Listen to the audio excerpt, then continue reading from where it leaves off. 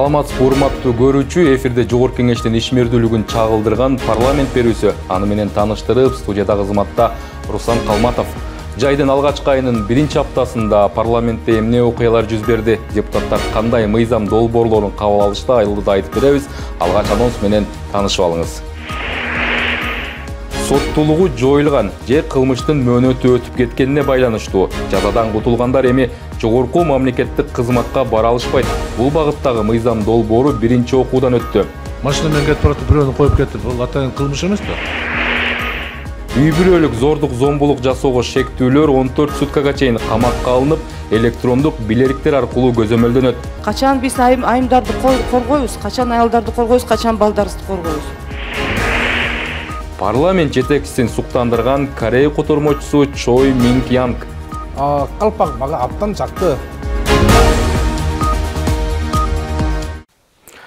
Жогорку Кеңештин төрагасы Нурланбек Тургунбек уулу Жалал Абад облусуна иш сапары менен барды. Алгач ал Чаткал район Терексай айылындагы Эти Бакыр Терексай жоопкерчилиги чектелген коомунун өндүрүштүк ишканасынын ишмердүүлүгү менен таанышты. Асыл металл рудаларын казып, байытуу менен алектенген ишканага жалпы 350 миллион доллар инвестиция тартылып, ачылгандан бери 4,5 тонна алтын өндүрүлгөн. Учурда 650 киши эмгектенсе, алардын 70% жергиликтүү тургундар. Төраган Нурланбек Тургунбек уулу мамлекеттин өнүгүшүндө ушундай өндүрүштүк жайлардын мааниси чоң экенин белгиледи. Муну менен катар парламент жетекчиси иш сапардын алкагында Ала Бука Жаңы Базар Кировка жолунун курулушу менен таанышты. Узундугу 100 чакырымды түзгөн бул жол Ала Бука айылынан башталып, Чаткал район Кызыл Токой, Терексай айылдарын аралап өтүү менен Чапчыма ашуусу аркылуу курулуш айына жакын терс участкасына чейин уланат. Долбоорго ылайык жалпы жолдун курулуш иштерине 4 миллиард сомдон ашуун каражат каралган.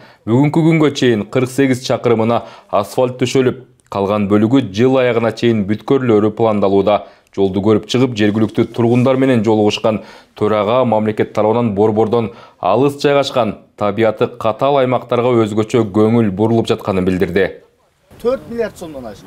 Бул оңой эмес, болгондо да татаал, көп жерин жардырыш керек, алыш керек, түздөш керек. Бул түз жер эмес. Ошого карабай мына ушундай кылып атат. Кыргызда жакшы сөз бар. Жол оңолгондо иш оңолот дейт. Жолубузду оңдобой туруп, ишибиз оңолбойт, урматтуу агайын туугандар. Мындан тышкары Нурланбек Тургунбек уулу Ала Бука районундагы Орток Бел массивиндеги жагдай менен жеринен таанышты. Алсак аталган массивке суу чыгаруу маселеси эгемендүүлүккө чейинки мезгилден бери көтөрүлүп келген. Кийин канал куруу долбоору мамлекеттик программага киргизилип, учурда техникалык экономикалык негиздемеси даярдалууда. Мерчемделген эсеп боюнча 920 миллион сомдук долбоор ишке ашырылса, 5000 гектардай жер суга суу менен камсыздалып, айдоо аянттарынын көлөмү көбөйөт. Ошондой эле 1-май Көксерек айыл аймактарынын коңшу өлкөгө көз каранды болбой суу жеткирүү маселеси чечилет. Узак жылдардан бери кыял болуп келген долбоорду ишке ашырууга мезгил жетти деген төрага. Бул каналдын курулушу аймак үчүн эле эмес, жалпы өлкөбүздүн айыл чарба тарамагына өтө пайдалуу деп кошумчалады. Ошондой эле эгемендүүлүк алгандан бери каражаттын жетишсиздигинен аягына чыкпай келе жаткан долбоорлор бар экенин айткан төрага буга Аксы районундагы Актерек каналын мисал кылды. Үй бүлөлүк зордук зомбулук жасоого шектүүлөр 14 суткага чейин камакка алынат.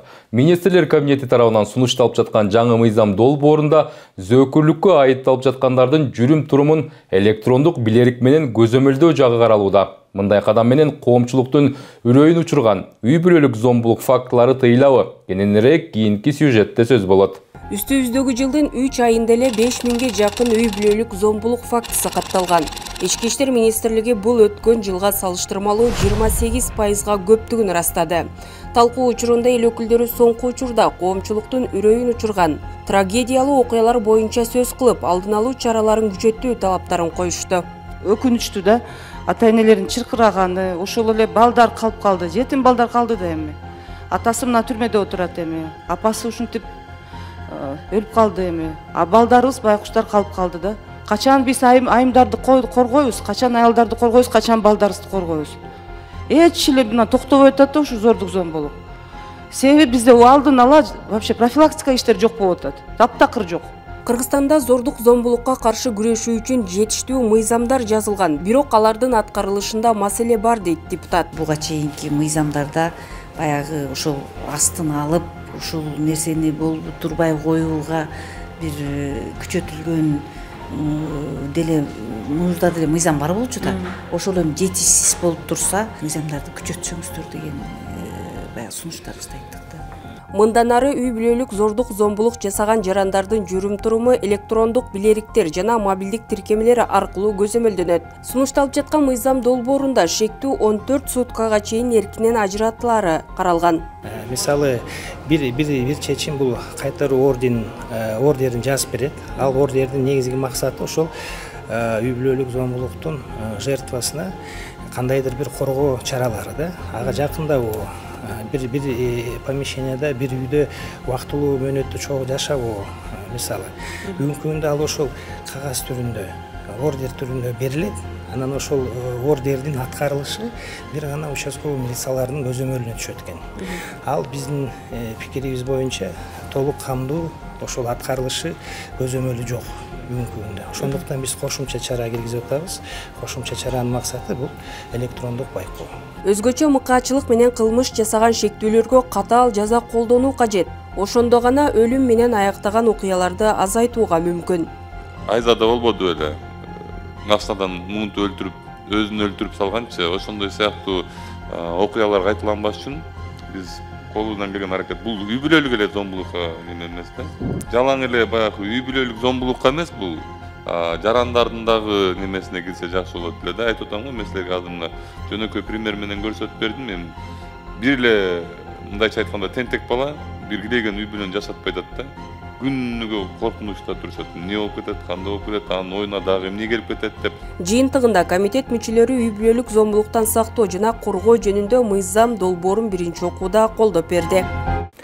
Аткаруу бийлиги жогорку мамлекеттик кызмат орундарына талапкерлерге коюлуучу талаптарды катаалдаштырууну сунуштап жатат. Тагыраагы өлкө ичинде сот күнөөлүү деп тапкан, бирок соттуулугу жоюлган же кылмыштын мөөнөтү өтүп кеткенине, тараптардын келишип алганына же моралдык жана материалдык чыгымды өндүрүп бергенине байланыштуу кылмыш иши кыскарган жарандар жогорку мамлекеттик кызматтарды аркылуу укугунан ажыратылат. Министрлер кабинетинин төрагасы демилгелеген бул мыйзам долбоору жогорку кеңеште биринчи окууда кабыл алынды.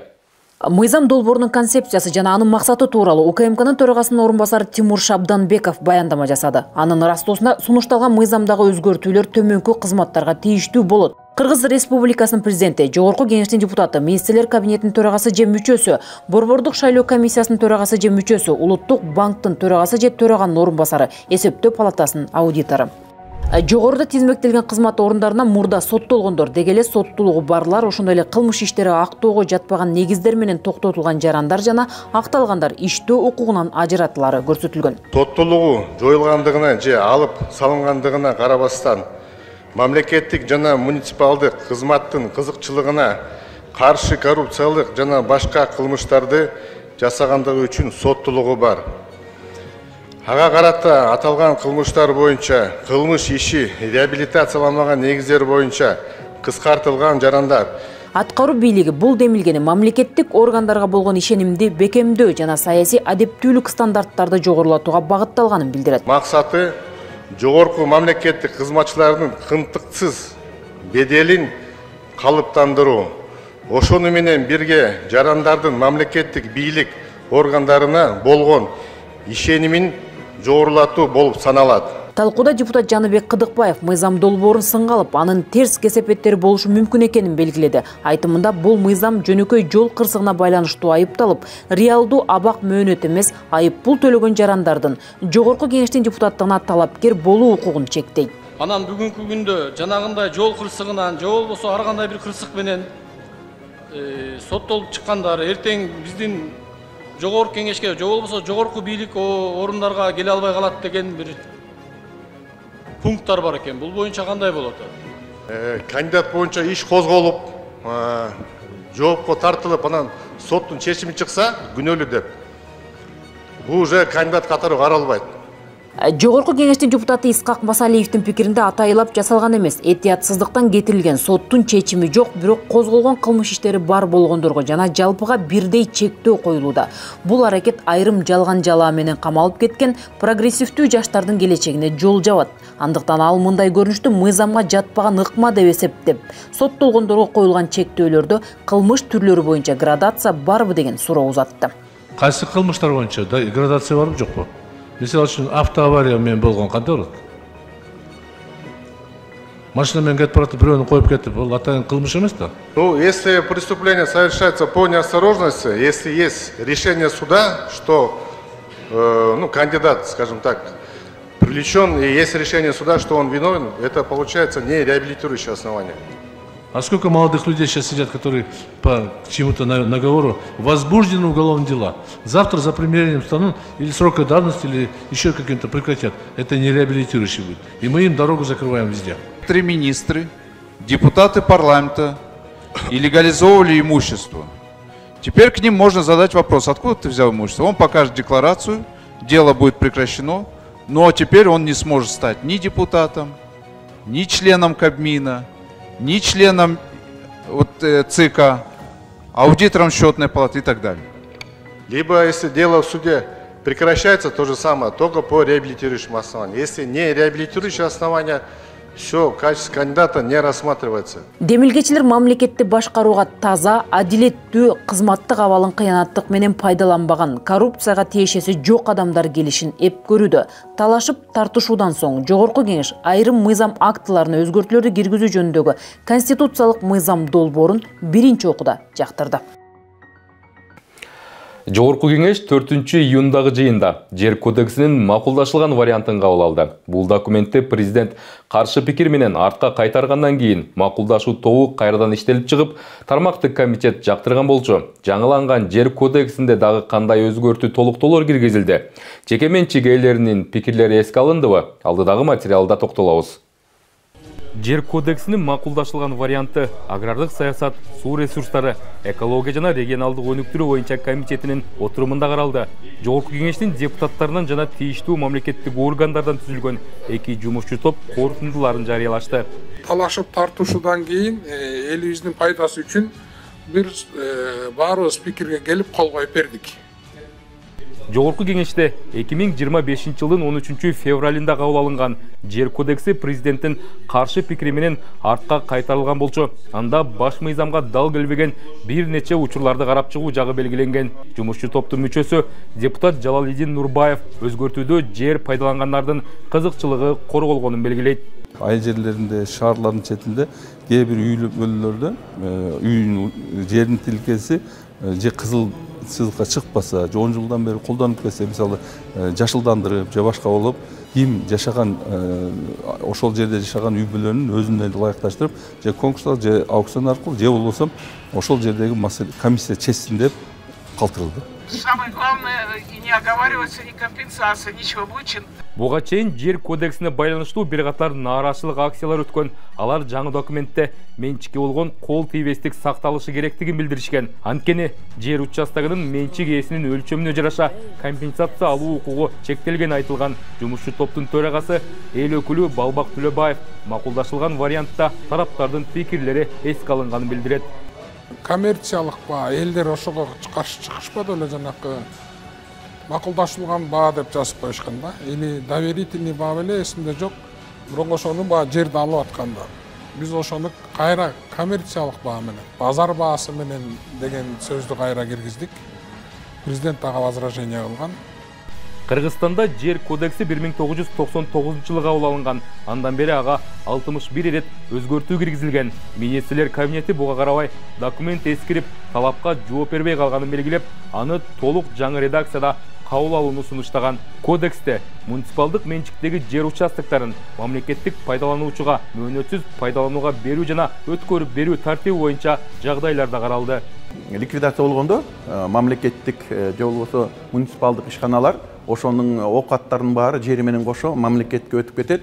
Госимуществого деген жери бар болчу да, ошол жерден конституцияга таянып муниципалдык ишканалар ликвидация болсо, ошол айыл өкмөт менен мэрияга келиш керек деген эметкен сөз эме бар экен.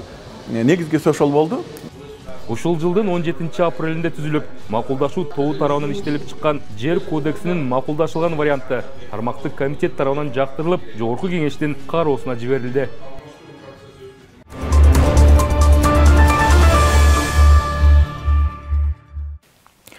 Нью-Йорк шаарында жайгашкан Кыргызстандын Бириккен Улуттар уюмундагы туруктуу өкүлчүлүгү 2023-25 жылдар аралыгында бир катар маанилүү демилгелерди жана иш-чараларды ишке ашырып, өлкөнүн эл аралык аренадагы активдүү катышуусун көрсөтүүдө. Анда тоолуу аймактардагы климаттык өзгөрүүлөргө каршы туруу, экономикалык өнүгүү, билим берүү жана маданияттык колдоо камтылган. Бул жумада тармактык комитет туруктуу өкүлчүлүктүн ишмердүүлүгү тууралуу маалыматты укту.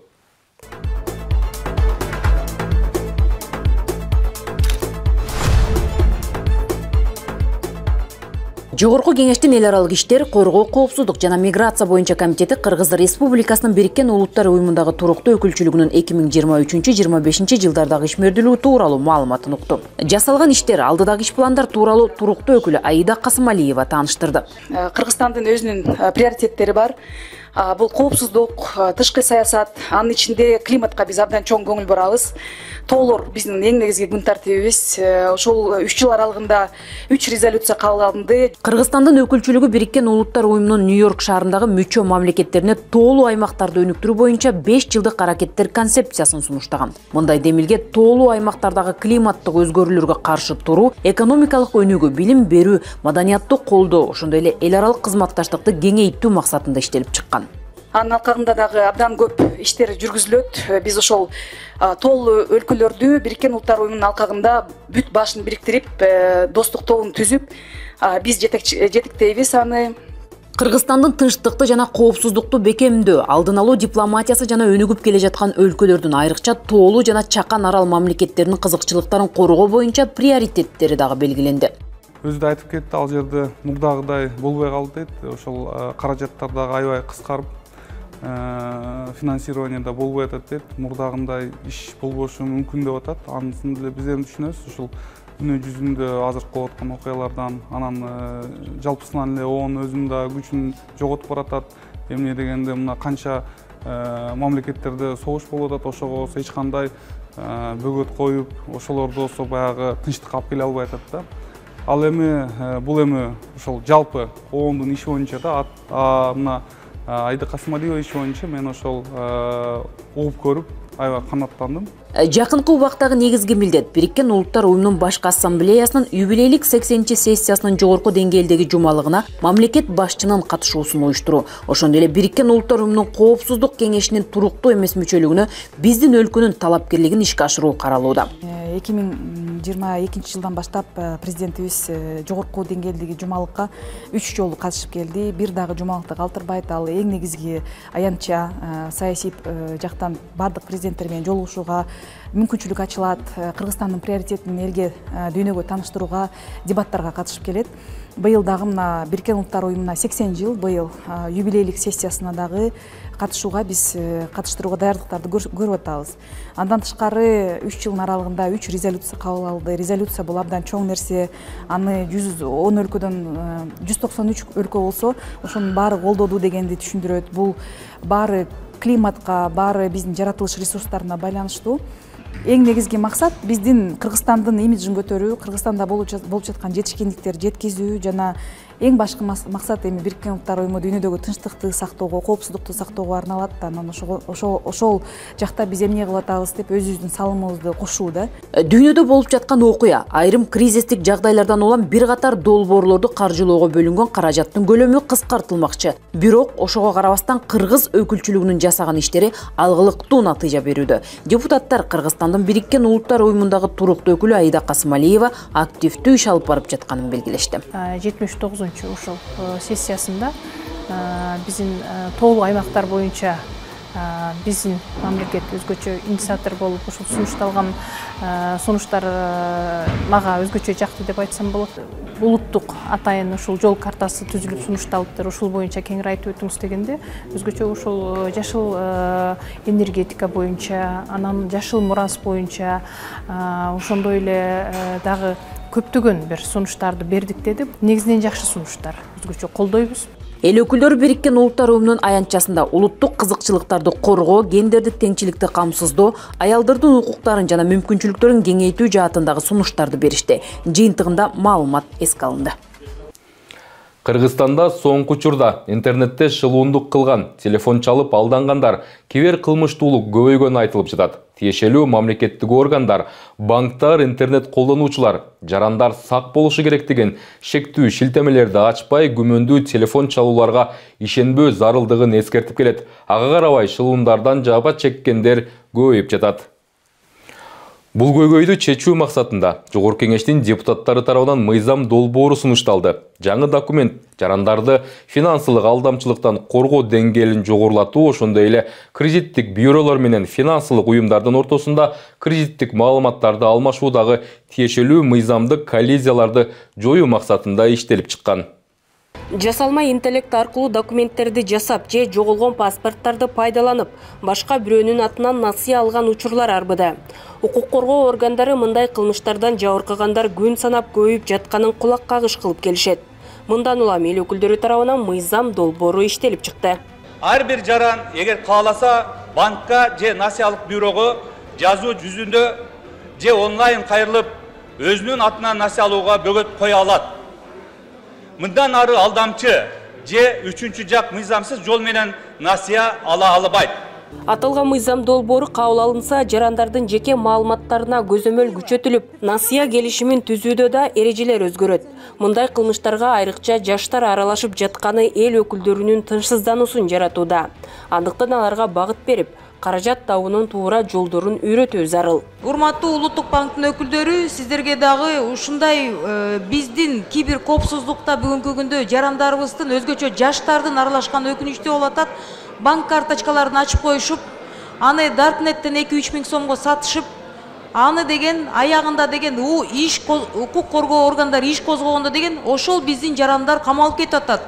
Ушуну жаштарга да бир жеткириш керекпиз деп мен суранат элем да. Бул шылуундук нерселер менен эптеп ошол адамдардын каражаттарын алуу. Талкуу учурунда депутаттар мыйзам долбоорунун актуалдуулугун баса белгилешип, алдамчылыктан жана ар кандай турмуштук кырдаалдардан улам карызын төлөй албай калган жарандарга жеңилдик берүүнү сунушташты.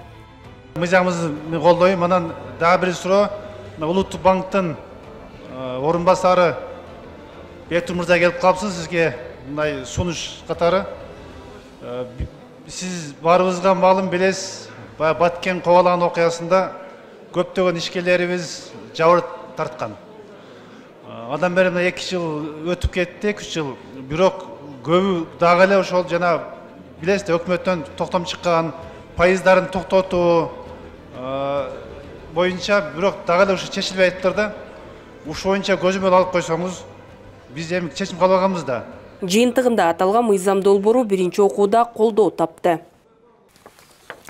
Кыргыз менен Корей калкы Алтай тектүү бир тууган элдердин бири болуп саналат. Андыктан эки эл бири-биринин тилин өздөштүрүп, маданий байланыштарыбызды чыңдашыбыз керек. Бул тууралуу Жогорку Кеңештин төрагасы Нурланбек Тургунбек уулу бул жумада Ли Чоңже баштаган Мелал жүрөк коомдук фондунун өкүлдөрүн кабыл алган учурда билдирди. Парламент башчысы жүрөк кемтиги өңдүү оор илдеттерге чалдыккан балдарга операция жасап, бейтаптарга керектүү каржылык колдоолорду көрсөтүп келе жаткан фонддун өкүлдөрүнө ыраазычылык билдирди. Жолугушууда тараптардын баарлашуусун эркин которгон Корей котормочусу төраганы суктандырды.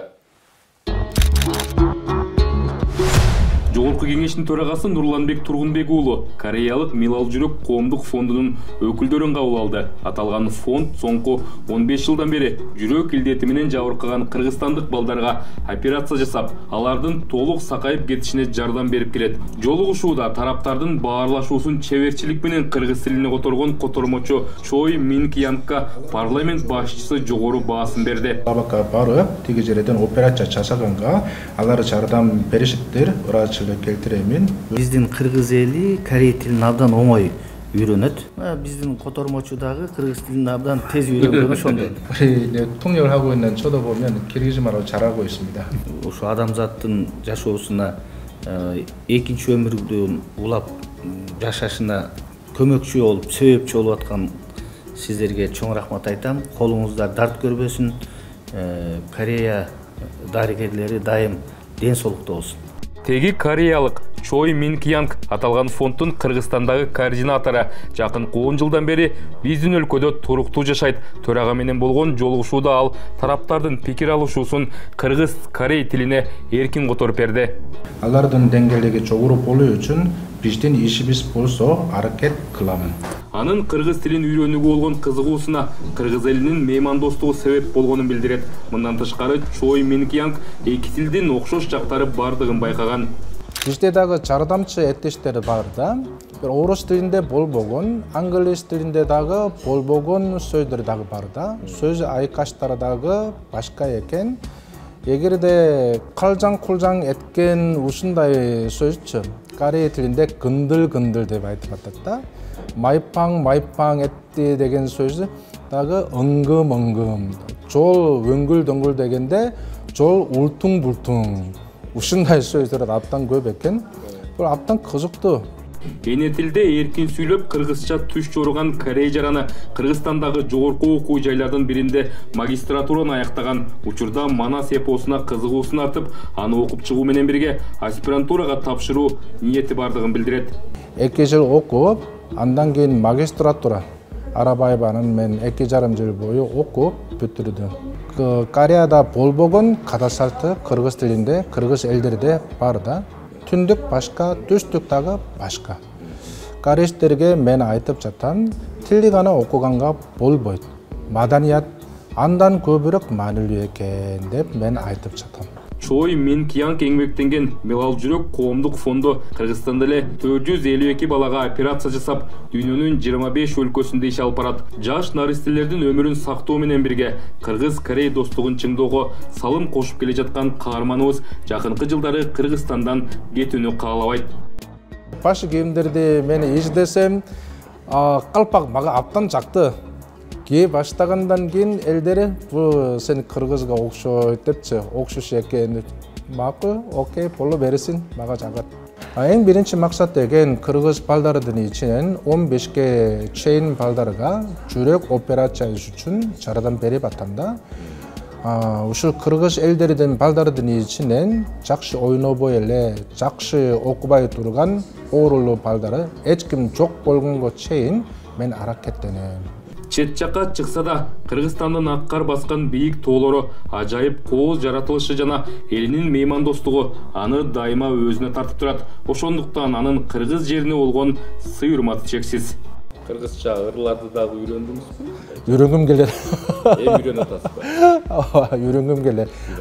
Таттыксызмын. Кыргыз элдери жакшы адамдар. Жаратылыш кооз, үскөл элдердин алтын ташы сыяктуу деп мен айтып жатам.